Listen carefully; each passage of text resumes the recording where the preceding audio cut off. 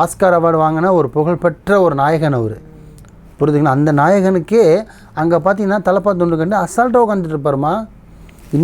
என்னடா இது, ஒரு சாதாரண விஷயத்த ஒரு வந்த சிறிய காலத்துலேயே அவர் ஆஸ்கார் வாங்கணும்னு சும்மா வாங்கலை. இது இருக்குது பார்த்தீங்களா அவருக்கு. நான் என் நம்பால் அவர் முஸ்லீமுன்னு நான் பெருமையாக பேச வரல, புரியுது, பொதுவாக பேச வரேன். அவர் ஒரு சின்ன ஜாம்பவான்லாம் இன்றைக்கும் கொடி நாட்டிகிட்டு இருக்கான். அவங்களால பண்ண முடியாத விஷயத்த கூட மனுஷன் பண்ணப்பில்ல.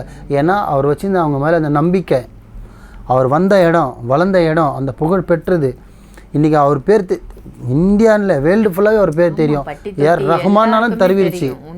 அந்த பிராண்டை ஒன்றும் அழிக்க முடியலம்மா, அந்த அளவுக்கு பேர். ஏன்னா இன்றைக்கும் பார்த்தீங்கன்னா தர்கா ஷெரீஃப்னு அவர் முதல்ல போவார். ஆனால் நம்மளாலும் கேளுங்க தர்காக்கே போகக்கூடாதுன்னு, சுச்சோ போகக்கூடாதே அப்படின்னுவாங்க. அதில் வந்து முக்கியமாக அவர் போகிற இடம் அது. இப்போ நான் சொல்லியிருக்கேன், நிறைய பேர் சொல்லுவாங்க பாருங்கள், விஜய் சார் போயிருக்காரு, ரஜினி சார் போயிருக்காரு, விஷால் போயிருக்காரு,